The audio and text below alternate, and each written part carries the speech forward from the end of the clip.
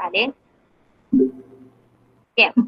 Bueno, vamos a arrancar con este taller, con este último taller, que es la segunda parte de biología humana. Hemos seleccionado como los puntos que más conflictos o que más difíciles les puede resultar, pero hay algunos puntos que no alcanzamos a ver. Si de esos puntos les surge alguna duda, después podemos verlos por privado, no hay ningún problema, ¿sí? Pero son puntos donde por ahí hay que completar una imagen, entonces es más simple que esto que vamos a hacer ahora. Vamos a empezar con el primer punto, donde teníamos que unir con flechas, teniendo en cuenta los estímulos, las hormonas y los efectos que producían. Acá les hago desde ya la aclaración que no siempre una hormona me produce un solo efecto. Es decir, podía ver que una hormona me produjera más de un efecto, ¿sí? Y la cosa que les quiero aclarar es que no lo hemos unido con flechas, porque sí va a ser un lío, sino que se los hemos puesto directamente escritos, así, para que sea más fácil de entender, ¿sí? Entonces, el primer estímulo que ustedes tenían era el aumento de presión arterial. Entonces, ustedes piensen una cosa, si yo tengo un aumento de presión arterial, lo que voy a tratar de hacer es lo contrario, es decir, de bajar la presión arterial. Entonces, ¿qué voy a liberar ante un aumento de presión arterial? Factor natriurético auricular. Bien, ¿quién lo producía? ¿El corazón no era? ¿O Puntualmente, ¿qué cómo? parte? Bien, las aurículas, por eso se llama auricular, las aurículas, por eso se llama auricular, ¿sí? Entonces, ¿qué hacía este fan? Lo que hacía era estimularme la diuresis y la natriuresis, es decir, la pérdida de agua y por ende de sodio por orina. Entonces, si yo pierdo agua y pierdo sodio por orina, disminuye mi volemia y por lo tanto disminuye mi presión arterial. ¿Sí? Entonces, yo logré hacer el efecto contrario. Ante un aumento de presión, logré disminuirla. Ahora, ¿qué pasa con la calcemia? Ante una disminución de calcemia. ¿Qué era la calcemia? La calcemia era cuando tenías mucho calcio en sangre porque salía, comillas, comillas, de los huesos. La calcemia Entonces, es calcio en sangre. Esa es la definición. Que puede estar alta o puede estar baja. ¿Sí? En este caso, fíjense que yo tengo una disminución de la calcemia. La tengo baja. Por lo tanto, lo que yo voy a tener que hacer es aumentarla. Eso va a ser mi respuesta. Había dos hormonas que nos regulaban el calcio en sangre. ¿Se acuerdan cómo se llamaban? sí, calcitonina creo y paratormona. Perfecto. Bien. Entonces, ante una disminución de calcemia, quien me aumentaba la calcemia en sangre era la paratormona. ¿Se acuerdan quién la producía, la paratormona? No, pero me acuerdo lo que hacía. La producían las glándulas paratiroides. ¿Y cómo hacía para aumentarme la calcemia en sangre? ¿Mediante qué mecanismo? Sacaba el calcio de los huesos. Bueno, pero a ver, ¿cómo era el proceso? ¿Cómo se llama ese proceso de sacar el calcio de los huesos? Algo de lo voy a buscar. No, lo que hacía era estimular la resorción ósea. Una de las cosas que hacía para aumentar el calcio en los huesos. Otra de las cosas que hacía era aumentarme la absorción de calcio a nivel intestinal. Otra de las cosas que hacía era disminuirme la excreción de calcio por orina. Y otra de las cosas que hacía era convertirme la vitamina D a su forma activa. ¿Qué hace la vitamina D? ¿Por qué es importante? ¿Por qué la necesito para esto? Es la del solcito, no me acuerdo. Bueno, sí, no, porque también la podemos encontrar en los alimentos, pero lo que hace la vitamina D es aumentar la absorción de calcio. Entonces, por eso es que convierte la vitamina D a su forma activa. Entonces, mediante todos estos mecanismos, mi paratormona lo que va a hacer es aumentarme la calcemia, es decir, el calcio en sangre. Vamos con la glucemia. Tengo un aumento de glucemia. Dime. La insulina. Bien, es la única que ustedes han visto hipoglucemiante. ¿Qué la insulina? El hígado liberaba A la ver. insulina, ¿o no? No, el páncreas. Bien, O el hígado. puntualmente, ¿qué células del páncreas? algo de beta. Bien, las células beta, muy bien, las células beta liberan la insulina. Sí, eran los islotes de la. Porque recuerden que había otra parte de los... A ver, el páncreas cumplía dos funciones, una endocrina y una exócrina, ¿sí? Entonces, por un lado producía enzimas pancreáticas y por el otro lado producía hormonas, como la insulina, el glucagón, etc. Entonces, la insulina me estimula un proceso que se llama glucogenogénesis, es decir, generación de glucógeno.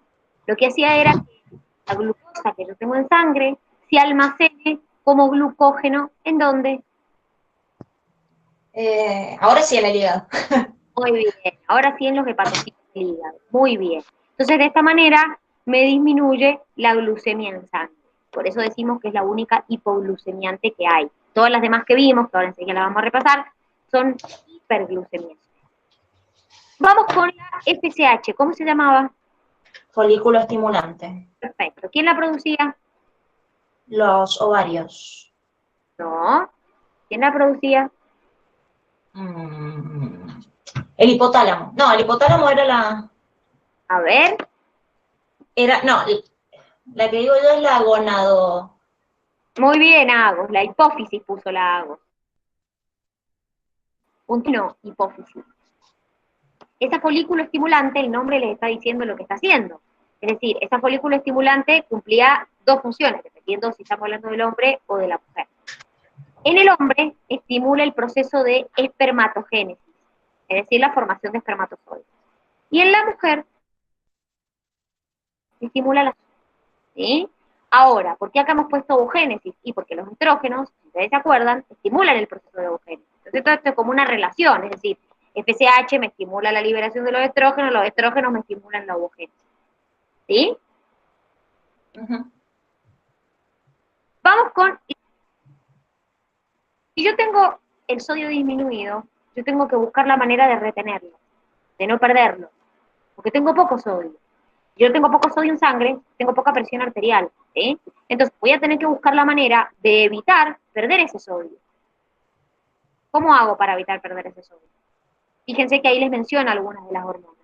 Aldosterona. ¿Quién producía la aldosterona? Las glándulas suprarrenales, ¿puede ser? ¿En qué parte? La médula, no, sí, no, la médula, A ver, la corteza suprarrenal. Y dentro de la corteza suprarrenal, ¿qué tipo de hormona era la aldosterona? A ver un la corteza. corticoide. Bueno, pero había tres tipos de hormonas que me producía la corteza. Mineralocorticoide, glucocorticoide y sexocorticoide. ¿Cuál de los tres era la aldosterona? Mineralocorticoide, creo. Perfecto. Entonces, esta aldosterona era un mineralocorticoide. ¿Qué hacía esta aldosterona? ¿Qué me estimulaba la aldosterona? La natriuresis y la diuresis. ¿Ver? Lo que hacía la aldosterona era aumentarme la retención de sodio y la excreción de potasio. Fíjense que si yo tengo poco sodio y estimulo la natriuresis, pierdo más sodio. Justamente tengo que hacer lo contrario, es decir, retener el sodio.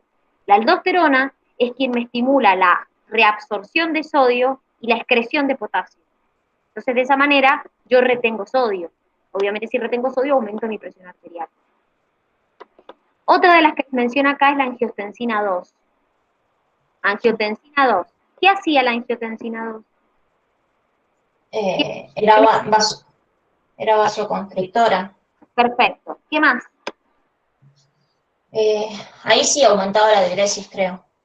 La angiotensina 2 es vasoconstrictora, estimula la secreción de aldosterona, estimula la secreción de antidiurética, estimula la sed.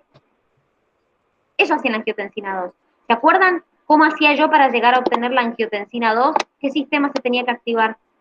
El sistema renina, aldosterona. ¿Y cómo es ese sistema renina, angiotensina, aldosterona? La angiotensina 1 se convertía en angiotensina 2 por acción de la ECA. Previo, ¿cómo era? Yo partía de un angiotensinógeno. Uh-huh.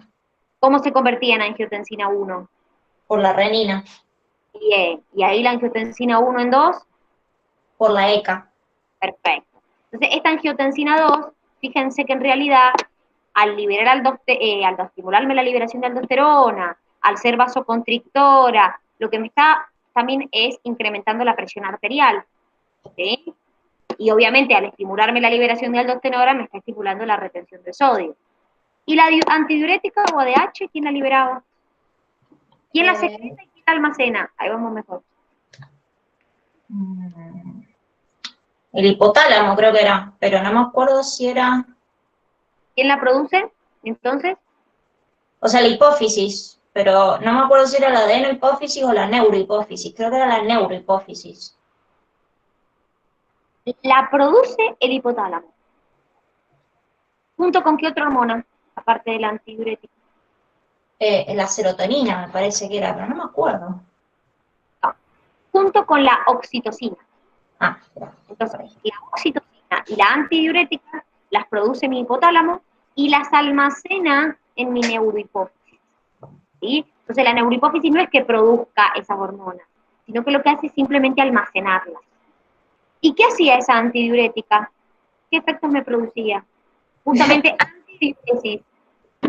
y una antidiuresis, evitar la pérdida de agua. Exactamente, me va a disminuir la diuresis, me aumenta la reabsorción de agua. Ustedes lo vieron en la nefrona, en la parte del conducto colector, me aumentaba la reabsorción de agua, cambiaba su permeabilidad con la presencia o no de antidiurética, ¿sí? Entonces, la antidiurética justamente lo que va a hacer es disminuirme la diuresis. Entonces, al disminuir la cantidad de pérdida de agua, también disminuyo la pérdida de sodio y por lo tanto aumento la presión arterial. ¿Se entendió hasta acá estas? Sí. ¿Se acordaban? Sí. Bien, vamos entonces con el grupo de hormonas que sigue. El grupo de hormonas que sigue es casi como lo contrario que lo que estuvimos viendo recién. Fíjense, nos dice, disminución de la presión arterial, es más o menos lo que estuvimos hablando recién. Cuando yo disminuía la concentración de sodio, ¿qué pasa con mi presión arterial? Baja. Entonces, claramente las hormonas que se van a liberar son exactamente las mismas. Es decir, aldosterona para retener más sodio, angiotensina 2 para generar vasoconstricción y estimular la liberación de aldosterona y de ADH, ADH para disminuir la pérdida de agua, es decir, disminuir la diuresis. Entonces, fíjense que ante una disminución de sodio, ante una disminución de presión, lo que va a pasar es exactamente lo mismo. Van a liberarse exactamente las mismas hormonas. ¿Sí? Vamos con la calcemia. Ahora tengo un aumento del calcio en sangre. Tengo un aumento de la calcemia. ¿Qué voy a liberar? ¿Quién era la otra? La calcitonina. Perfecto. Voy a liberar calcitonina.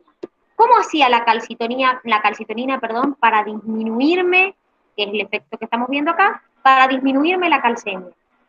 Y fijaba el calcio en los huesos. O sea, que ¿qué proceso inhibía? A ver si se acuerdan. La calcemia, o sea, A ver. sí, disminuye la Calcemia calcemia. es el calcio en sangre. Por eso, pero ¿cómo hace para disminuirla? Porque fíjense que yo en el otro, cuando les dije que aumentaba la calcemia, les dije, bueno, me estimula la absorción de calcio a nivel intestinal, me estimula la resorción ósea, me estimula o sea, me inhibe la excreción de calcio por orina. O sea, los mecanismos por los que aumentaba la calcemia eran los que les mencioné. Ahora, ¿cómo hace esta para disminuir la calcemia? Inhibía la resorción ósea. Es decir, la paratormona me estimula la resorción ósea y la calcitonina me inhibe la resorción ósea. Entonces, de esa manera me disminuye la calcemia en sangre, me disminuye el calcio que yo tengo en sangre. ¿Sí? Recuerden que, ¿para qué otra cosa importante, además de para los huesos o para la formación de los huesos, necesito calcio? Y para el sistema nervioso, para la transmisión del impulso nervioso. Para otra cosa más. A ver. La presión sanguínea. Para la contracción muscular. Entonces, ustedes vieron qué pasaba. A ver, cuando yo tengo mucha calcemia en sangre, ¿dónde hay poco calcio? Que hay mucho en sangre. En los huesos, voy a tener osteoporosis o algo por el estilo. Perfecto. Ahora, al revés, si yo tengo poca calcemia en sangre, mis huesos van a estar perfectos. Pero si yo tengo poco calcio en sangre, ¿qué se me puede generar por tener poco calcio en sangre? Había Un, un problema en los músculos, pero no me acuerdo cómo era. tetania. Tetania se llamaba. Es decir, es un problema en la contracción muscular debido al déficit de calcio que yo tengo. ¿Sí? Entonces, fíjense que no es bueno ni el exceso ni el déficit. ¿Sí? Vamos con otra. Luteinizante, LH. ¿Quién la producía? Los cuerpos lúteos de... Los cuerpos lúteos. A ver, no. ¿Quién produce la luteinizante? Porque justamente la luteinizante es por el efecto que cumple. Momentito. ¿Quién la producía a la luteinizante? La adenohipófisis. ¿Qué hacía mi luteinizante? Y bueno, dependiendo si consideramos al hombre o a la mujer. En el caso del hombre, me estimulaba la producción de testosterona en las células de Leydig, ¿sí? Y esa testosterona me estimula la espermatogénesis. Es decir, fíjense que acá hemos puesto estímulo, hormona y el efecto que genera la hormona testosterona. Porque en realidad la luteinizante lo que genera es puntualmente la liberación de testosterona. Y en la mujer, ¿qué hacía? Si se llama luteinizante. ¿La formación de qué? Del cuerpo lúteo. Claro, es decir, me estimula el proceso de la ovulación. Me desencadena el proceso de la ovulación. Entonces, por eso me estimula la formación del cuerpo lúteo. Entonces, por eso acá hemos puesto, fíjense, el efecto que genera nada más en el hombre, no hemos puesto lo que genera en la mujer.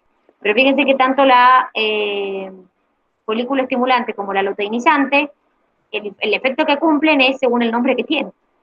¿Sí? Vamos con un aumento de potasio. Si tengo un aumento de potasio, tengo que tratar de excretarlo al potasio. Tengo que tratar de eliminarlo al potasio. ¿Cómo voy a hacer? O sea, eliminando agua. A ver, si yo libero aldosterona, ¿qué me hacía la aldosterona? ¿Qué les dije yo recién que hacía? Disminuía la pérdida de agua. A ver, piensen. La aldosterona me estimulaba la reabsorción de agua y la excreción de otra cosa. Lo dijimos recién. Estimulaba la reabsorción de sodio y la excreción de potasio. Entonces yo liberando aldosterona voy a excretar mayor cantidad de potasio. Por eso se libera aldosterona puntualmente. Vamos con ahora el contrario, una disminución de la glucemia. ¿Qué voy a liberar si tengo baja la glucemia? Glucagón. ¿Qué más? Cualquier otra hormona, básicamente son todas hiperglucemiantes. No son todas, pero ahí fíjense que les mencionamos otra. ¿Qué más? Además del glucagón. ¿Qué Y hacía la el glucagón? ¿Qué proceso hacía el glucagón para aumentarme la glucemia? gluconeogénesis. ¿Y qué más? Glucogenólisis, creo que era la ruptura del glucógeno para formar glucosa. ¿Y la adrenalina? La adrenalina era hiperglucemiante no me acuerdo por qué, pero era hiperglucemiante. Glucogenólisis. ¿Quién liberaba el glucagón? El hígado. No, sí, no. El páncreas. Muy bien. ¿Y la adrenalina? ¿Quién la liberaba? El hipotálamo, creo. No, no, la corteza suprarrenal, perdón. La médula suprarrenal. Muy bien, la médula suprarrenal. Recuerden que en la corteza suprarrenal yo libero glucocorticoides, mineralocorticoides y sexocorticoides. Y en la médula suprarrenal libero, estamos hablando ahí, adrenalina. ¿Quién estimulaba la liberación de adrenalina? ¿Se acuerdan? ¿Cómo se estimulaba la liberación de adrenalina?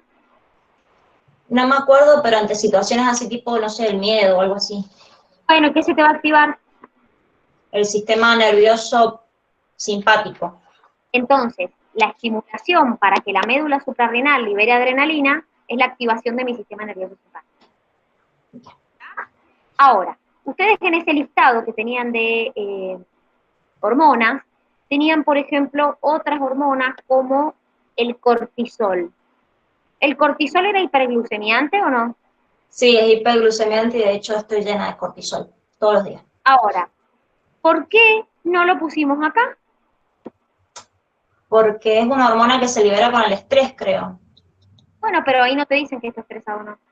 ¿Por qué no pusimos ahí el cortisol como hiperglucemiante, si también es una hormona hiperglucemiante? Mm, Pensemos. Pensemos. Porque es muy simple, chicos. ¿Qué me estimula la liberación de cortisol? Primero, antes que todo, el cortisol, ¿quién lo liberaba? ¿La hipófisis también? No. Sí, no. No, ¿quién lo liberaba? La corteza suprarrenal. ¿Qué tipo es el cortisol puntualmente? Un esteroide. A ver, pero ¿qué tipo de corticoide me refería? No, si es la corteza sería mineralocorticoide. No, me dijeron que un mineralocorticoide era la aldosterona. ¿Qué tipo de corticoide era? No sé. Corticoide. Un glucocorticoide. Es decir, exacto, el cortisol es un glucocorticoide. ¿Y quién estimula la liberación de ese glucocorticoide? ¿La baja de glucemia? ¿O qué me estimulaba la liberación de ese glucocorticoide? La otra hormona, la corticotrofina. La adrenocorticotrofina, o mejor dicho, ACTH. Muy bien, muy bien, chicos. Es decir, ¿y quién liberaba la ACTH? Ahora sí creo que es el hipotálamo. ¿O no? O quizás no. La adenohipófisis. Entonces, esa adenohipófisis, al liberar ACTH, estimulaba que mi corteza suprarrenal liberara el cortisol. Por eso nos tenemos acá, porque acá el estímulo que hay es una disminución de la glucemia, ¿sí? No está la liberación de ACTH. Yo les hago una pregunta, o mejor miremoslo enseguida acá, cuando veamos esta, que ahí tenemos otra vez la ACTH y nos concentramos en el cortisol, ¿sí? Para que enseguida seguimos viendo qué efectos me produce el cortisol. Vamos con la succión del bebé. Succión del bebé, libero prolactina y oxitocina. ¿Qué estimula la prolactina? La secreción de leche materna. O la producción. Perfecto. ¿Quién la produce la prolactina? No me acuerdo, pero era retroalimentación positiva. A ver, la prolactina estimula la producción de la leche y la produce también nuestra querida adenohipófisis. Ahora, cuando el bebé succiona, ¿qué estimulaba en realidad? O mejor dicho, ¿qué inhibía con respecto a la prolactina? Que cuando el bebé succiona, estimula que la mujer produzca la leche. Bueno, ¿qué es lo que hace cuando succiona ese bebé? Y inhibe la producción de la hormona que inhibe la... Ay, Es decir, en conclusión, inhibe el inhibidor. eso. Entonces, al succionar, me inhibe al inhibidor de prolactina que producía mi hipotálamo. Por eso es que la succión del bebé estimula que la mujer produzca la leche. ¿Y la oxitocina? ¿Quién la producía? ¿La neurohipófisis puede ser? Sí. ¿Qué dijimos? ¿Quién la produce y quién la almacena? Ah, no, la neurohipófisis la almacena y la produce la adenohipófisis, creo. La produce el hipotálamo, Ah, al igual que la ADH que les mencioné antes. Las produce el hipotálamo, la almacena la neurohipófisis. ¿Y qué hace la oxitocina? ¿Qué efectos cumple? Esperen que se me fue. ¿Qué lo hace de la lo de las contracciones uterinas. Estimula, por un lado, las contracciones uterinas y por otro lado, la eyección de la leche de la glándula mamaria. Entonces, uno me estimula la producción y la otra me estimula la eyección. Ahora volvemos a lo que estuvimos mencionando recién. ACTH, ustedes me dijeron que la libera la adenohipófisis. Estimula que yo libere cortisol, que me dijeron que era un glucocorticoide que producía la corteza. Este cortisol cumplía varios efectos. Uno, me dijeron ustedes, era ser hiperglucemiante. ¿Mediante qué mecanismo era hiperglucemiante? Mediante gluconeogénesis. No. Está bien, mediante gluconeogénesis. Es decir, ¿qué era la gluconeogénesis? La fabricación de glucosa a partir de otros compuestos orgánicos. Las proteínas, por ejemplo. Por ejemplo, muy bien. ¿Qué otro efecto me cumplía o me hacía el cortisol, además de ser hiperglucemiante? ¿Qué otro efecto me producía el cortisol? O sea, disminuía tu respuesta inmune, o sea, como que te jode las defensas. Suprime la respuesta inflamatoria e inmune. Por eso, cuando una persona, por ejemplo, tiene una reacción alérgica, ¿sí? Eso nos brotamos, nos colocan un corticoide, porque nos suprime la respuesta inflamatoria y la respuesta inmune. ¿Sí? ¿Qué más? ¿Qué otro ejemplo tenía el cortisol? ¿Qué otro efecto producía el cortisol? Un momentijillo, lo voy a buscar porque hasta ahí llega mi memoria. ¿Qué pasaba con la retención de líquido? Ah, aumentaba la retención de líquido. ¿Qué genera eso si me aumenta la retención de líquido? ¿Qué me pasa con mi presión? Aumenta. Perfecto, me aumenta la presión arterial. Perfecto. ¿Qué otra cosa más me generaba este cortisol? ¿Qué pasa con la producción de ácido en el estómago? Asumo que también aumenta. Exacto, el corticoide lo que hace es estimular la producción de ácido clorhídrico del estómago. Entonces, muchas veces cuando la persona consume corticoides en forma constante, se pueden generar algún tipo de úlceras. Y otra cosa más, había algo que hacía, que de hecho las personas que toman corticoides pueden tener problemas, en exceso obviamente, problemas a nivel óseo. Porque ¿qué pasaba con el corticoide? Aumentaba la... A ver, No, disminuía la no. Ay, algo con el calcio. lo que hace es disminuir la osificación del hueso, es decir, disminuir el pasaje de calcio de sangre al hueso. Entonces las personas pueden generar una osteoporosis cuando consumen el corticoide en exceso. ¿Sí? Entonces fíjense que si bien tiene un montón de efectos el cortisol, acá solamente les pusimos el relacionado con la glucemia, ¿sí? La manera en que era hiperglucemia. Vamos con el sodio. Ahora un aumento de sodio. Si me aumenta el sodio, ¿qué pasa con mi presión? Aumenta también. Perfecto. Entonces, ¿qué voy a liberar? Factor natriurético auricular. Exacto. Entonces, fíjense que lo mismo que vimos para el aumento de presión al principio, va a pasar acá con el pan. Es decir, voy a estimular la natriuresis, voy a estimular la diuresis, ¿para qué? Porque si tengo mucho sodio, voy a tratar de perder sodio. Y eso va a hacer que mi presión arterial disminuya. ¿Qué pasa ante una deshidratación? ¿Qué pierdo en una deshidratación? Sales y agua. Principalmente sales. Perfecto. Y entonces, si pierdo electrolitos y agua, ¿qué pasa con mi presión arterial? Disminuye. Disminuye mi volemia, disminuye mi presión arterial. Entonces va a pasar lo mismo que mencionamos antes. Es decir, va a pasar lo mismo que ocurría cuando yo tenía baja la presión arterial o cuando tenía baja la concentración de sodio. Es decir, voy a estimular la liberación de aldosterona, de angiotensina 2, de antidiurética. ¿Por qué? Y porque voy a tratar de retener el sodio que más pueda, la mayor cantidad de agua que pueda. ¿Para qué? Y para que me aumente la presión arterial, porque ya aparte he perdido gran cantidad de agua, no puedo seguir perdiendo. ¿Sí? No solamente he perdido agua, he perdido, como dijeron ustedes también, soluto. Entonces, no puedo seguir perdiendo agua y soluto. Por eso es que ante una deshidratación, fíjense que se cumple lo mismo que ante una disminución del sodio o ante una disminución de la presión arterial. ¿Se entendió hasta acá? Sí. Bien. Seguimos entonces con el último grupo de hormonas que ustedes tenían de estímulos y hormonas. Fíjense. TSH. ¿Quién liberaba la TSH? El hipotálamo. No, momento. La adenohipófisis. Perfecto. ¿Con estimulación de quién?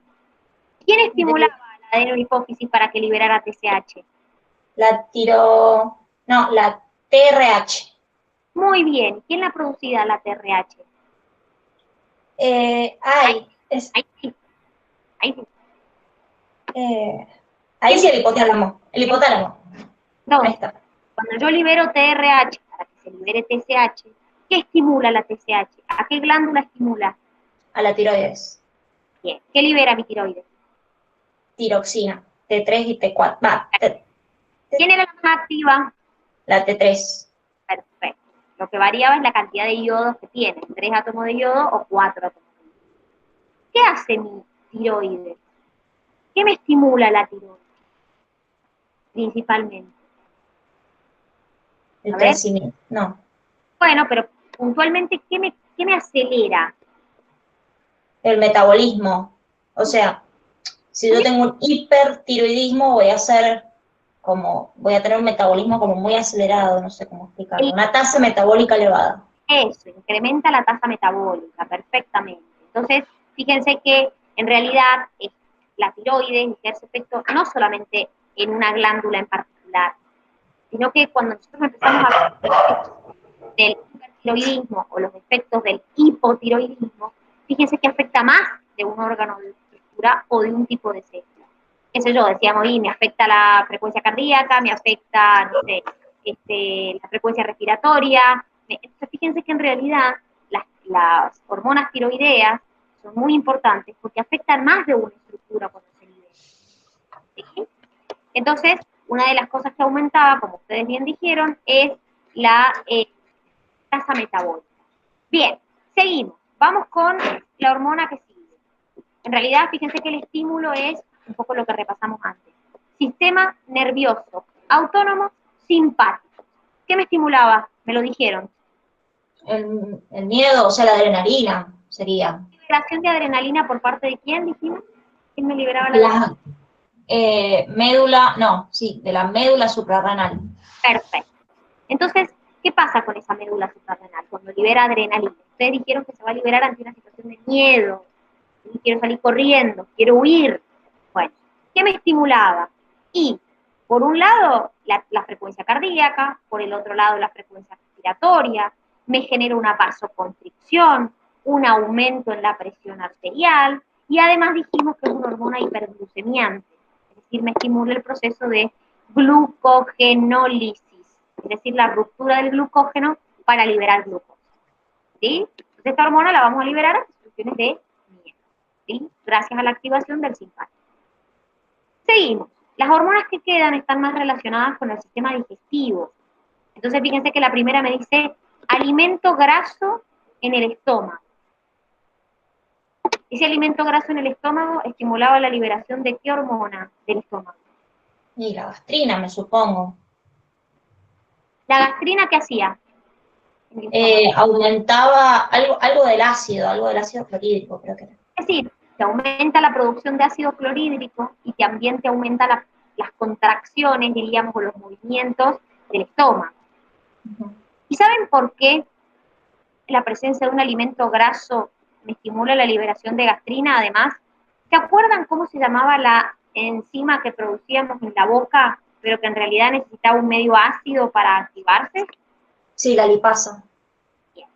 Entonces, esa lipasa lingual, aunque sea muy poquita y aunque sea muy escasa su función, necesita un pH ácido para activarse y comienza la degradación de los lípidos. En realidad, si bien el mayor proceso de degradación, nosotros lo vamos a ver en el intestino, ¿sí?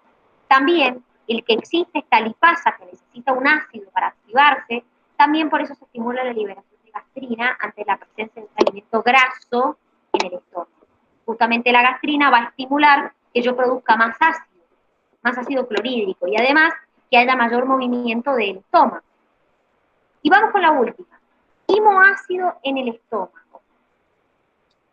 ¿Qué era el PIC? El inhibidor gástrico, péptido inhibidor gástrico. Muy bien. Ese PIC lo que hacía era justamente lo contrario al anterior. Lo que hacía era disminuirme la producción de ácido clorhídrico y disminuirme la motilidad del estómago.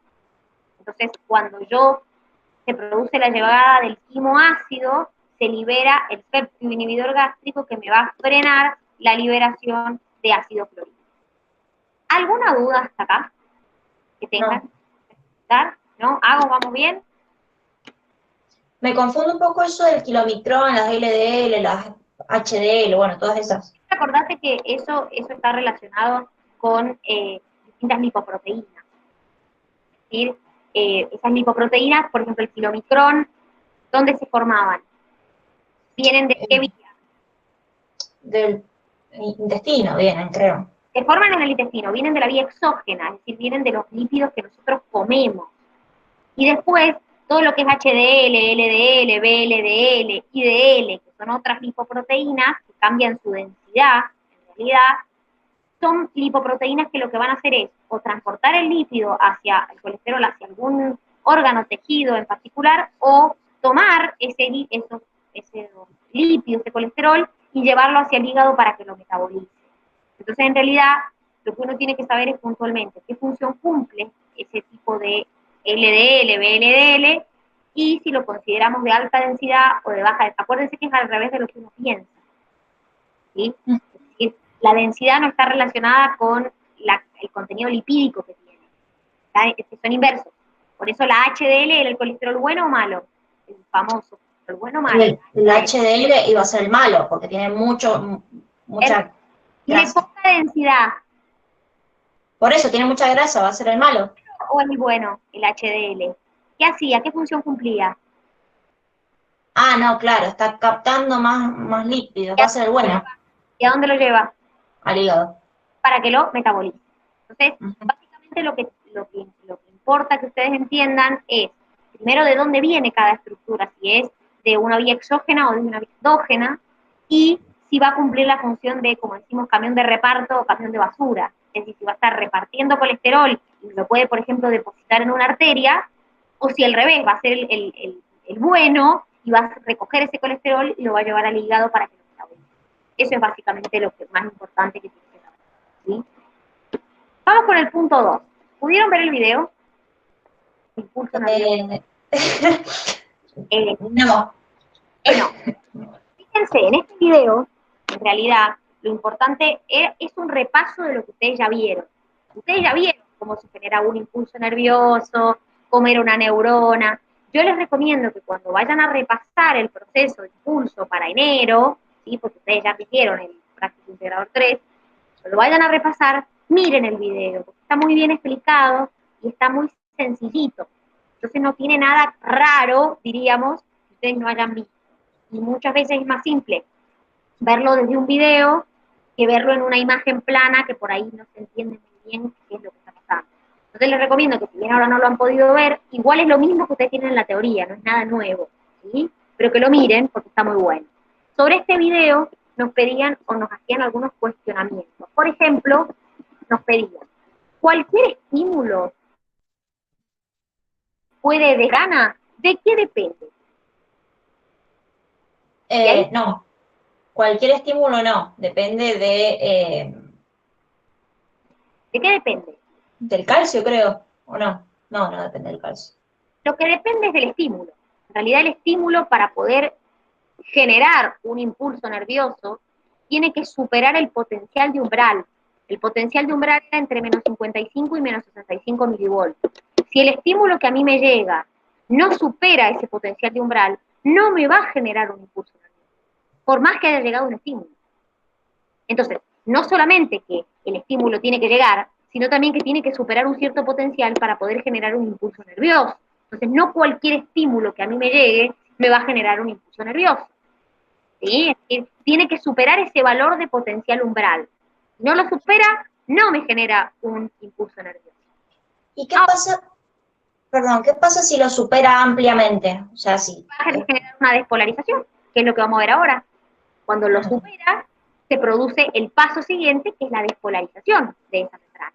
¿Sí? Entonces, fíjense, el paso 2 me decía, o la pregunta 2, ¿por qué se invierte ¿por qué se invierte el potencial de membrana ante la llegada de un estímulo? Antes de que veamos la pregunta. En una membrana en reposo, ¿sí? Que no está recibiendo un estímulo. ¿Cómo era el potencial de reposo? ¿Qué valor tenía? Menos 70 milivoltios. Menos 70 milivoltios. Y podemos decir que la neurona adentro es más negativa o es más positiva que afuera. Más negativa. Muy bien. Si comparamos con el afuera, la neurona era más negativa adentro y más positiva afuera. Y en cuanto a los iones, ¿qué había más afuera y qué había más adentro? Afuera más potasio y adentro más calcio. Afuera más potasio. Ojo, ese es más afuera. ¿Cómo? A ver, fíjense, piensen. Con los apuntes con machete. A ver, piensen. En una neurona, no estoy hablando de cuando se produce la despolarización. ¿Sí? ¿Sí? Estoy No estoy hablando de cuando ya se despolarizó. Estoy hablando de lo normal, en una neurona en reposo, sin que se despolarice todavía. Porque piensen una cosa, chicas, cuando se despolariza, ingresa sodio en gran cantidad a la neurona, abruptamente. Entonces, ¿a dónde había más sodio?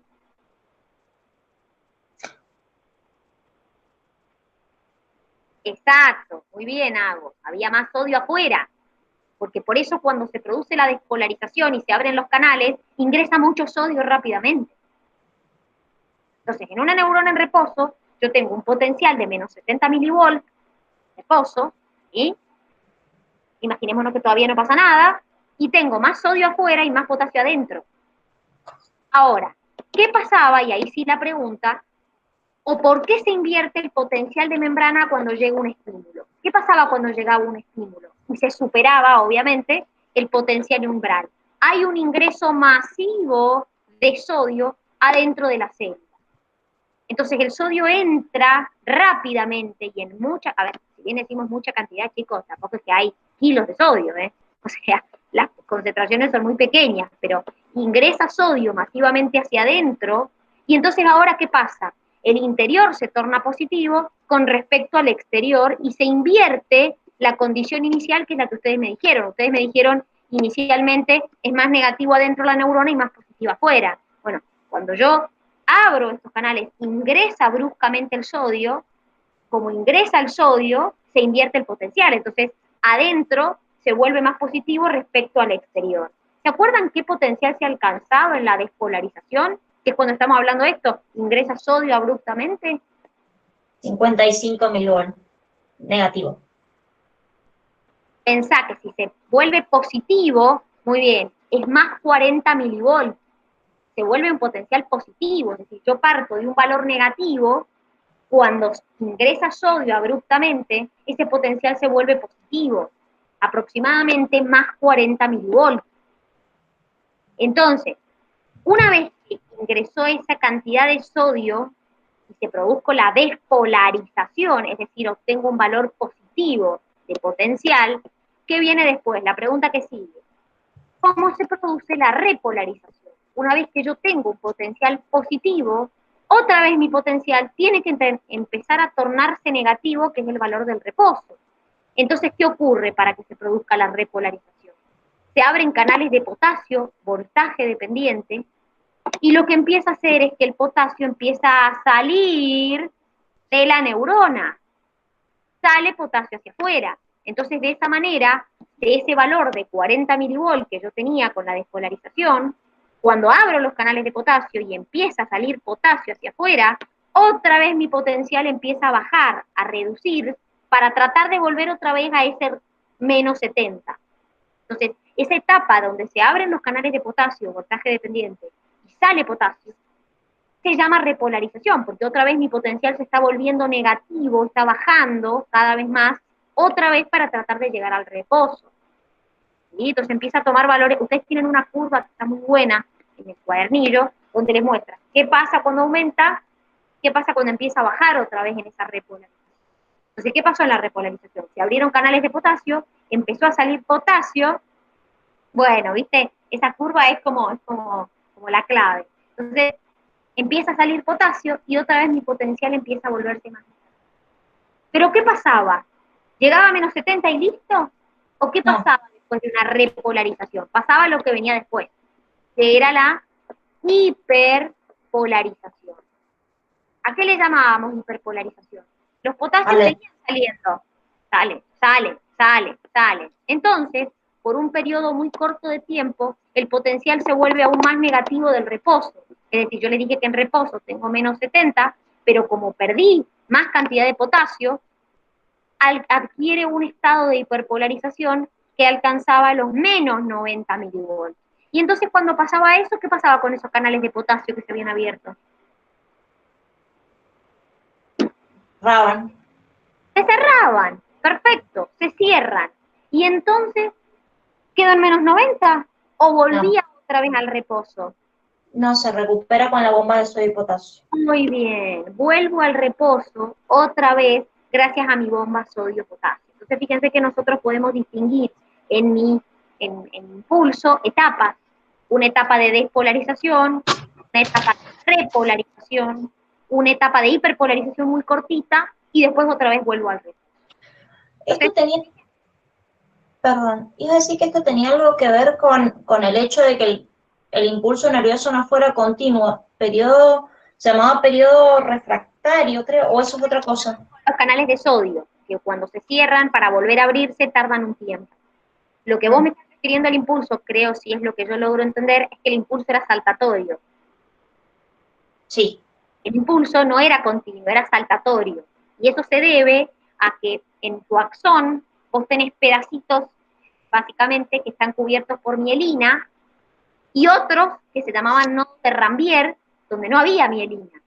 ¿Sí? Entonces, en esos pedacitos de la neurona, diríamos, donde no hay mielina, es donde están estos canales. Entonces, eso hace que el impulso sea saltatorio. Y al ser saltatorio, ¿es más rápido o es más lento? Más rápido. Exacto. Por eso el impulso nervioso es tan rápido. ¿Sí? El impulso tiene una particularidad que es saltatorio. ¿Sí? Entonces, que me olvide, y acá vamos con la última pregunta. ¿Qué iones son los más importantes en el impulso nervioso? ¿Cuáles son sus concentraciones intra y extracelular? Y acá estábamos lo que estábamos hablando recién. Fíjense, intracelular y extracelular, fíjense la diferencia de concentraciones. Es decir, fíjense que el sodio tengo mucho más extracelular y de potasio tengo mucho más intracelular. Ahora, es importante que entiendan que no son los únicos iones que hay. Es decir, yo no tengo solamente ion sodio y potasio y nada más. Tengo otros iones. Por ejemplo, ¿qué iones habíamos mencionado? El calcio. Muy bien, otro, el cloruro. Entonces, por más que nosotros acá nos estemos concentrando en lo que pasa con el sodio y el potasio, recuerden que no son los únicos iones que hay o que existen. ¿Sí? ¿Quedó alguna duda de este punto? No. ¿Hago más bien? ¿Alguna duda hasta acá? Bien, genial.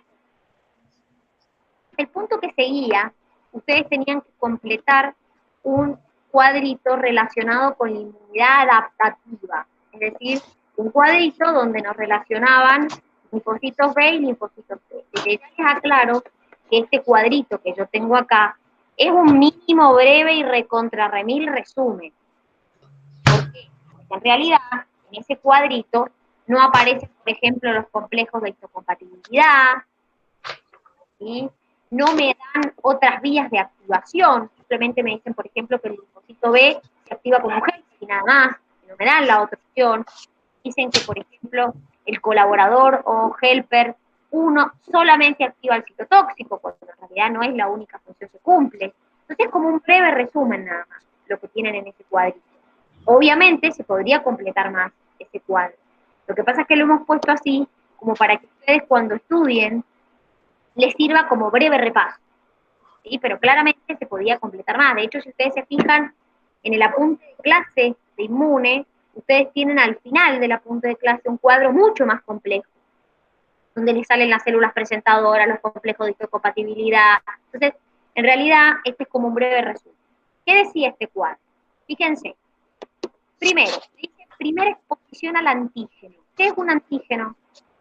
Es cualquier sustancia con una capacidad de generar. No, eso es un anticuerpo. Para. Es cualquier sustancia capaz de generar o activar ¿qué cosa? Una respuesta inmunitaria. Muy bien, eso es un antígeno. Entonces, antígenos, cuando nosotros nos disponemos a los antígenos, para que un linfocito T, fíjense que acá nos concentramos solamente en la inmunidad adaptativa. Entonces, para que lo reconozcan, recuerden que los linfocitos T tienen TCR y los linfocitos B tienen BCR, son los receptores. Para que lo reconozca, tenía que ser presentado por una célula presentadora de antígeno, como podía ser una célula dendrítica o un macrófago. Entonces, ¿qué hacía esta célula? Como su nombre lo indica, le presenta el antígeno a un linfocito T helper. Así como dijimos que los linfocitos T tienen el TCR y el linfocito B el BCR, que es el receptor, fíjense que además nosotros hablamos de proteínas. Todos los linfocitos T tienen la proteína CD3. Los linfocitos T citotóxicos tenían el CD8 o la proteína CD8 y el linfocito T helper tenía la proteína CD4. Entonces, cuando una célula presentadora me presenta un antígeno, fíjense que acá, por ejemplo, no hemos puesto complejo de histocompatibilidad, ¿sí? Pero, ¿qué pasa cuando lo presenta? Mi linfocito T helper o colaborador se activa y se diferencia en una célula memoria y un linfocito T helper activo. Ese linfocito T helper activo se diferencia en helper 1 y helper 2, o colaborador 1 y colaborador 2. ¿Qué es la diferencia? Y la diferencia puntual es la función que van a cumplir esos helper o colaboradores, ¿sí? Los helper 2 o colaboradores 2 son los que se van a encargar de la activación del linfocito B. El linfocito B, recuerden que tiene su receptor, cuando se activa, se divide en célula plasmática y célula memoria.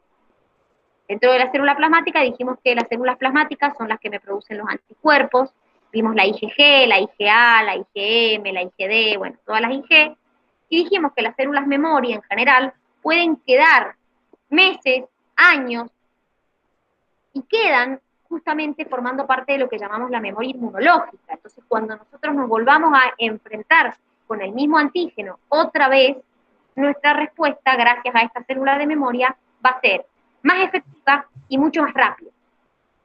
¿Sí? Entonces, un linfocito B únicamente que se activa con un helper o colaborador 2. Pero había otra manera de activar al linfocito B. ¿Cómo era esa manera?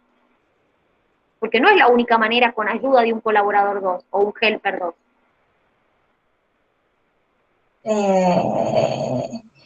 Habían unos factores, pero... ¿Ven? Fíjense, chicas, nosotros los linfocitos B los podemos activar con ayuda de un helper o directamente el linfocito B se puede activar reconociendo el antígeno. Porque mi linfocito B tiene un receptor, se llama BCR, que tiene la capacidad de reconocer al antígeno y activarse. Entonces, mi linfocito B no solamente puede activarse con ayuda de un helper, sino también que él solo puede reconocer al antígeno y activarse. ¿Entiende? Y fíjense que acá no me están mostrando esa posibilidad, que el linfocito que el linfocito B me reconozca directamente el antígeno. Y sin embargo, sí pasa, puede pasar. ¿Sí? Entonces, de hecho, cuando un linfocito B se activa, como dije recién, no siempre se activa con ayuda de un helper. Después veremos que no es lo mismo que se active directamente reconociendo el antígeno a que se active con ayuda de un helper. Eso sí, pero independientemente se puede activar de las dos maneras. Por otro lado, el helper 1 o colaborador 1 se encargaba de la activación del citotóxico, de los linfocitos T citotóxicos. Estos linfocitos T citotóxicos tienen un receptor que se llama TCR, que fíjense que acá, por ejemplo, no me mencionan, como les dije antes, los complejos de histocompatibilidad, no me los están mencionando, ¿sí? Entonces, fíjense que cuando mi linfocito T citotóxico se activaba, también se divide en una célula memoria y una célula efectora. Y esta célula efectora es la que se encarga de los procesos de citólisis, es decir, puede atacar una célula infectada por virus, por una bacteria, una célula cancerosa, un tejido trasplantado. ¿Cómo hacía un linfo para producir o para eliminar esa célula que está infectada por un virus, una bacteria o que es cancerígena? ¿Cómo hacía el linfocito T citotóxico cuando se activaba? Liberaba unas hormonas, unas enzimas que rompían la membrana, ¿cómo se llaman? Estaban las granzimas, bien, estaban las granzimas y las perforinas, que viene de perforar, ¿sí? Entonces, por un lado, las granzimas eran proteolíticas, y por el otro lado, las perforinas llenaban de agujeritos la membrana de la célula, entonces la célula se llena de agua y se produce la citólisis de esa célula, ¿sí? Entonces, fíjense que acá, por ejemplo, no me están diciendo, acá lo único que me están diciendo es que el colaborador 1 puede activar al citotóxico, pero no me están diciendo que, por ejemplo, también puede activar a los macrófagos, porque el helper 1 también cumplía la función de activar a los macrófagos. También es otra función posible del colaborador. Entonces, fíjense que acá, en realidad, lo que les han querido mostrar, o lo que les hemos querido mostrar, es simplemente la interacción entre el linfocito B y el linfocito T. ¿Sí? Nada más, porque en realidad si nos ponemos a pensar este cuadro lo podríamos ampliar muchísimo más y hacerlo mucho más complejo, como por ejemplo el que tienen ustedes, como les dije, en el apunte de clase, en la última parte, tienen un cuadro mucho más complejo que esto que tienen acá. Acá simplemente les han querido mostrar la interacción entre los B y los T, nada más. ¿Se entendió? Sí. Bien. Vamos con el punto que sigue. En este caso, nos hablaban sobre la espermatogénesis. Proceso que hacían claramente el hombre, la espermatogénesis, que ocurría en donde la espermatogénesis. En los túbulos seminíferos Perfecto. del Nosotros en testículo. los túbulos seminíferos teníamos tres tipos de células. Las células de Leydig, ¿dónde estaban? Afuera del túbulo seminífero. Entre los tubos. ¿Y de qué se encargaban? De dar, pues, no, de producir testosterona. Perfecto. Creo. Y después teníamos dos células más, que estaban dentro de los tubos. ¿Quiénes eran? Las de Sertoli y las espermatogonias, creo. La Sertoli lo que hacía era nutrir a mi espermatozoide, básicamente. Y las espermatogonias son las que van a iniciar este proceso de espermatogénesis, básicamente. Entonces, fíjense, comenzamos, se los voy a agrandar para que más o menos lo vean un poco mejor. Les voy a agrandar el cuadro que tienen acá. Fíjense el esquema que tienen acá. En este esquema que nosotros tenemos acá, nos muestran una célula no humana, claramente, porque fíjense que nos dice 2n igual 4, y nos dicen que es una célula germinal. ¿Cuántos tendría esto? ¿Cómo? Acá nos muestran una célula de 2n4, pero si fuera una célula humana, ¿cuántas células tendría esto acá? 23 Ojo. células. Si fuera una célula humana, todavía no hace meiosis. ¿Cuántos cromosomas tendría esta célula acá? 46. Tendría 2n igual 46 cromosomas simples, que fíjense formados por una cromática. Ahí se los han pintado como de amarillo y violeta para que lo entiendan. ¿Qué pasaba con esto? Estas células lo que hacían era, las llamábamos espermatogonias, y lo que hacían era un proceso de, primero, a ver, las células espermatogonias, dos procesos. Por un lado, hacían un proceso de mitosis, ¿para qué? ¿Qué logro con una mitosis? Aumentar el número. Exacto, aumentar la cantidad de espermatogonias que tengo, ¿sí? ¿Y cómo van a ser esas espermatogonias que se van obteniendo? Iguales, o sea, van a ser con clones. Todas van a ser iguales, es decir, todas van a ser diploides. Si estamos hablando de una célula humana, y bueno, serán 46 cromosomas lo que tenga esa célula espermatogónica. Ahora, en determinado momento, estas espermatogonias hacían un proceso de diferenciación. Y cuando se diferenciaban, se transformaban en un espermatocito primario. Este espermatocito primario no es que yo hice una meiosis. Por lo tanto, la dotación cromosómica de este espermatocito primario va a ser, a ver, ¿qué diferencia tiene esta dotación cromosómica de la espermatogonia con la de espermatocito primario? ¿Sigue siendo diploide? Sí. Perfecto. O sea que sigue siendo diploide. O sea que acá podríamos decir que vamos a tener una célula diploide. O sea, si fuera humana, seguiríamos teniendo 46 cromosomas. Ahora, ¿cuál es la diferencia entre la espermatogonia y el espermatocito primario? ¿Qué pasó con los cromosomas? Se condensaron. ¿Qué les pasó?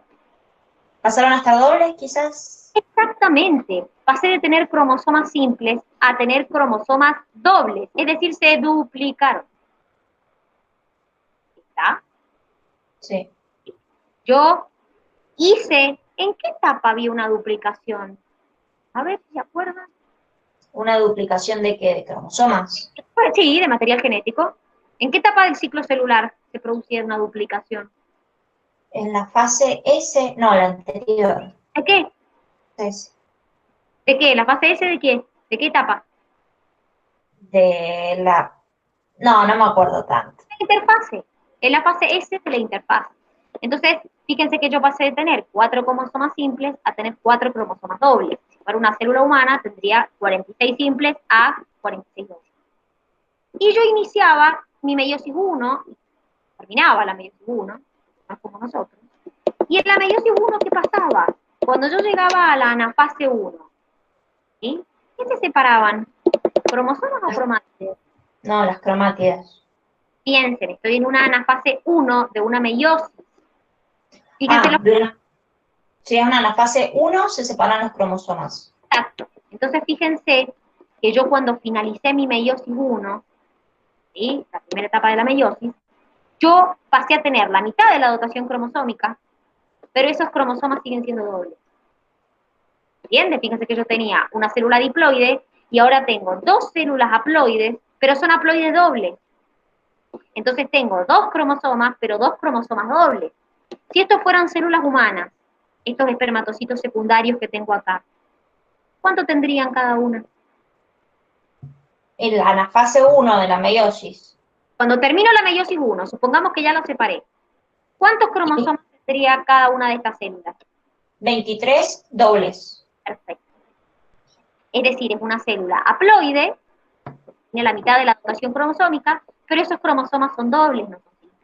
Entonces, si esto fuera una meiosis, o una célula humana, perdón, tendríamos 23 dobles. Hago mi meiosis 2. ¿Qué pasaba en la meiosis 2? ¿Qué se separaban en la anafase 2? ¿Cromosomas o cromátides? Las cromátides hermanas. Entonces ahora, de cada célula yo obtengo 2. O sea que en total termino obteniendo 4 células. Entonces, si yo he separado cromátides y no cromosomas, ¿cómo quedan estas células del final que son espermátides? Haploides simples. Exactamente. Van a tener 2 cromosomas en este caso y esos cromosomas van a ser simples. Si fueran células humanas, ¿cuántos tendrían cada una? 23 cada una simples. Perfecto. Entonces, fíjense, cuando yo finalizo la meiosis 1, que es lo que vimos recién, yo tengo haploides dobles, y cuando finalizo la meiosis 2, yo tengo haploides simples. Estas espermátides, ¿ya son espermatozoides? No, le falta el flagelito y toda la... Les falta el proceso de diferenciación.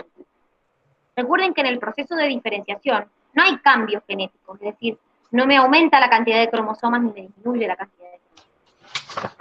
Cuando tengan espermatozoides, acá van a seguir siendo espermatozoides haploides simples, con la misma dotación cromosómica que tenían las espermátides. Lo que pasa es que hay cambios estructurales en esas células, pero no en cuanto a cromosomas, no se van a duplicar, no se van a dividir, ¿sí? Entonces, en el proceso de diferenciación, como ustedes dijeron, voy a tener la formación de cromosoma. Ese acrosoma, ¿qué enzima tenía ese acrosoma? La hialuronidasa y la... Muy bien, la hialuronidasa. Entonces, ese acrosoma que está como en la parte anterior de la cabeza va a acumular enzimas. Yo voy a tener mitocondrias que van a producir ATP para que ese flagelo se pueda mover y mi espermatozoide pueda desplazarse. Entonces, todos estos cambios van a ocurrir en la diferenciación. Yo les hago una pregunta. Una vez que yo obtuve los espermatozoides en el testículo, ¿ya están listos? ¿Ya pueden ir a fecundar? No, ¿Qué les falta? justamente llegar al útero. Bueno, pero antes de llegar al útero salen del testículo y ¿a dónde van? ¿A dónde van? Salen así, chau. ¿Se fueron? ¿No les falta un proceso de maduración a esto? Sí, pero no me acuerdo.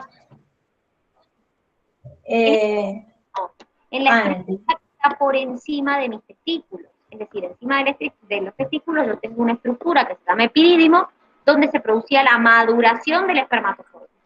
Y una vez que se producía la maduración del espermatozoide, ¿ya estaba listo? ¿O todavía le faltan más etapas para estar listo? No, le falta la capacitación. Primero, ¿dónde se producía la capacitación? Muy bien, ¿en dónde se producía? En el útero. En el aparato reproductor femenino, perfecto. Y una vez que hacía la capacitación, ¿ya estaba listo? No, tampoco. No sé, no me acuerdo, algo con el oxígeno, la hiperactivación, algo así. Esa es la capacitación. Cuando adquiere más capacidad para captar oxígeno y se vigoriza el espermatozoide. Lo que falta es la reacción acrosómica. Que la reacción acrosómica se produce cuando toma contacto con la corona radiada y la zona pelúcida del ovocito. O sea que cuando yo produzca la espermatogénesis, no está listo el espermatozoide. Todavía le falta madurar, le falta capacitarse y le falta reaccionar cromosómica. Recién ahí va a estar listo. ¿Se acordaron de esto?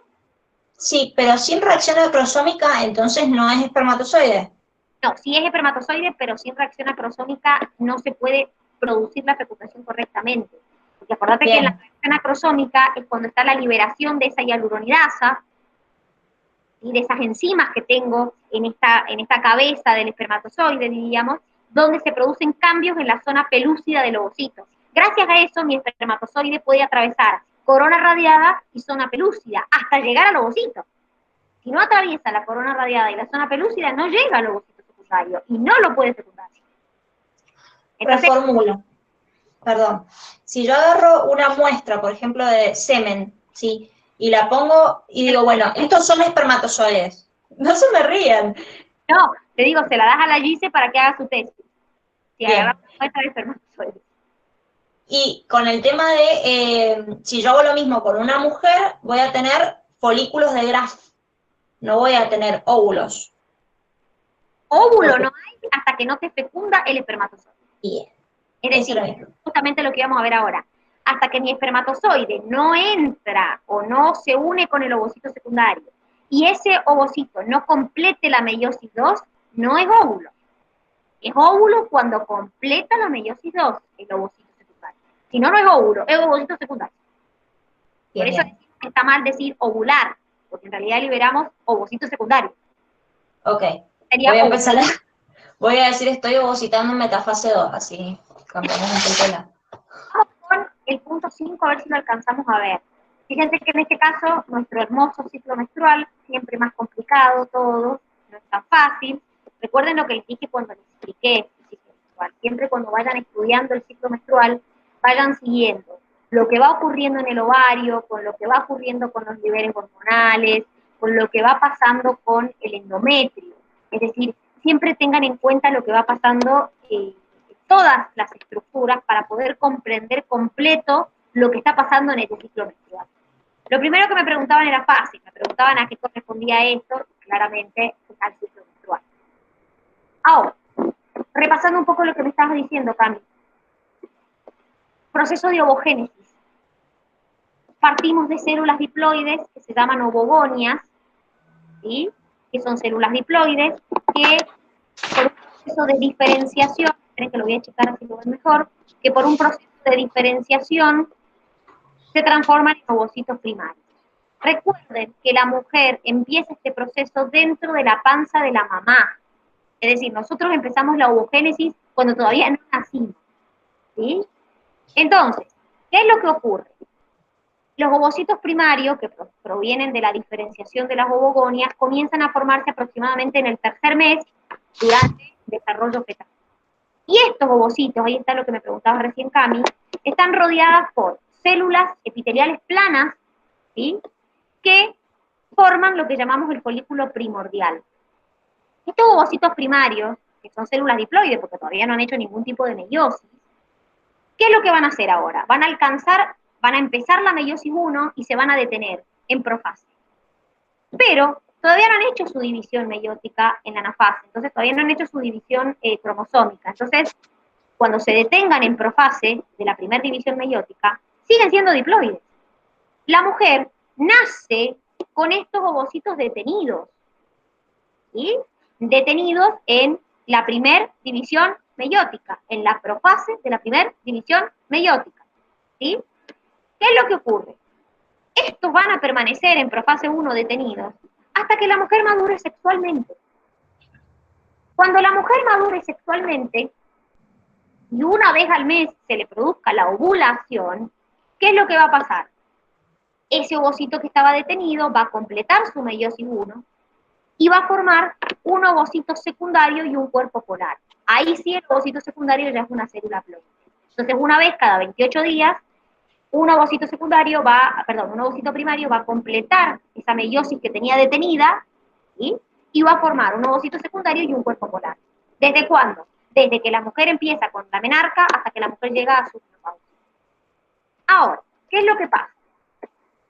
Y ahí viene un poco lo que me estabas preguntando recién. Cuando nosotros, cuando los ovocitos se dividen, no se dividen en células de igual tamaño como lo hacen los espermatocitos.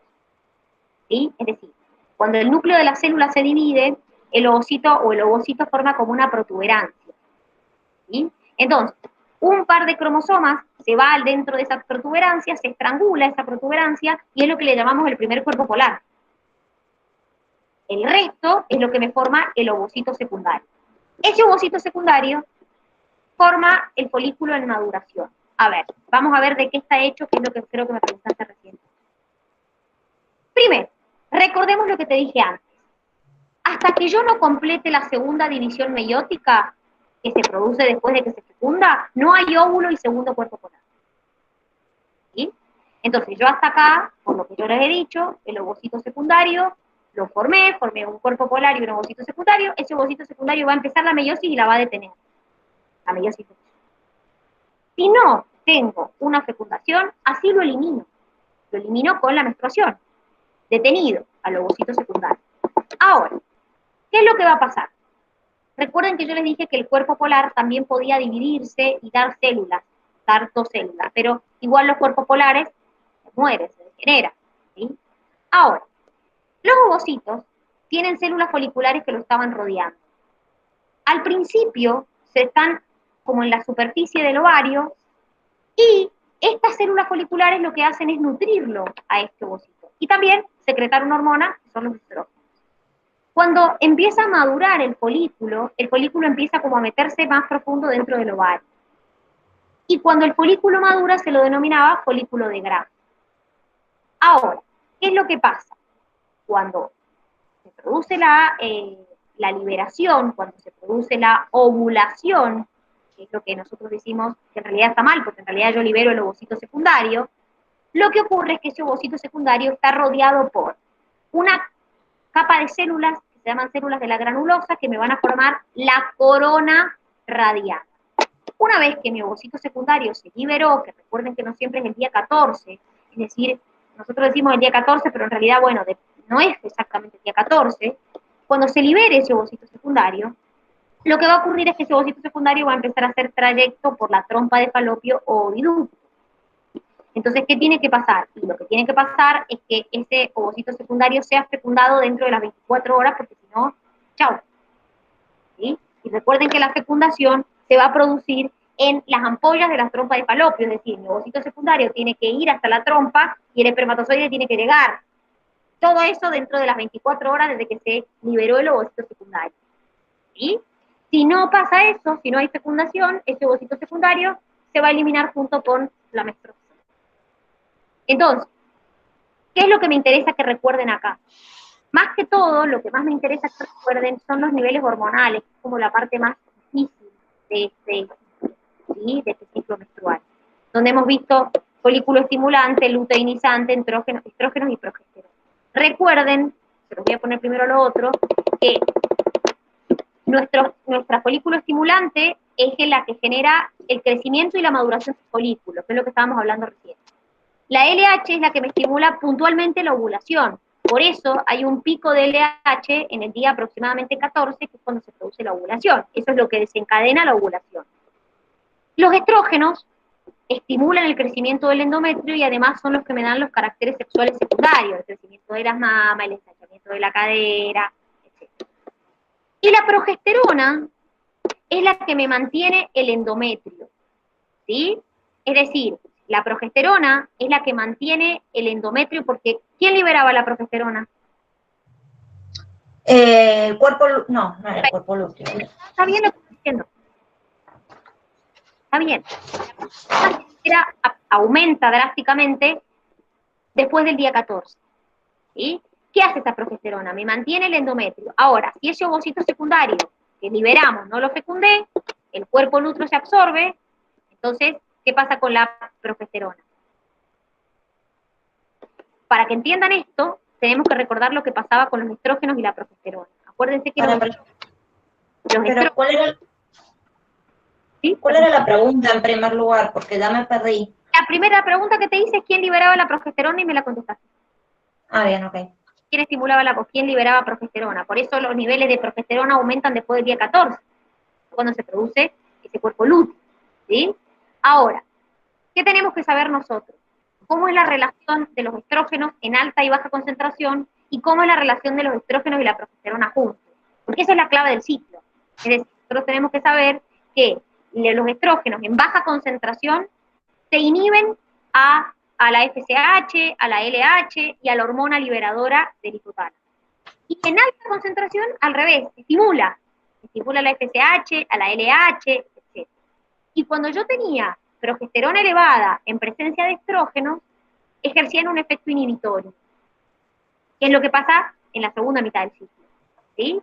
Entonces, en esta diapositiva, que ahora se las paso rápidamente porque ya estamos en hora, lo que les explican es lo que va pasando en el ciclo, es decir, el ciclo comienza con el flujo menstrual, que es cuando se desprende parte del endometrio, ¿sí? Después empiezan a aumentar los niveles de FSH y LH, entonces hace que el folículo comience a crecer y a secretar estrógenos, y cuando los estrógenos están presentes, ¿qué dijimos? Empieza a regenerarse ese endometrio, esa capa de endometrio que perdí. Antes del día 14 hay un aumento brusco de los estrógenos que hace, como ya dijimos, que incremente la LH. Yo les dije que cuando los estrógenos están elevados, me estimula la liberación de LH. Entonces, antes del día 14 hay un aumento de los estrógenos que hace que aumente la LH. Y cuando la LH aumenta, se produce lo que llamamos ovulación, ¿sí? Entonces, después de la ovulación, el nivel de LH y FSH caen, ¿sí? Y mi cuerpo lúteo, que es lo que me estabas diciendo vos recién, me produce progesterona y estrógeno. Entonces, ¿qué pasa? Mi progesterona me empieza o me continúa preparando el endometrio para una posible implantación. No se da esa implantación, no hay una fecundación, entonces mi cuerpo lúteo se degenera, la progesterona se detiene y el endometrio empieza a desprender. Y es lo que se conoce como menstruación. ¿Sí? Entonces, fíjense que en realidad, como nosotros hablamos, esto es un ciclo. Comienza con una menstruación y cuando pasan o transcurren los 28 días, al producirse esta reducción de los niveles hormonales, otra vez desencadena una menstruación.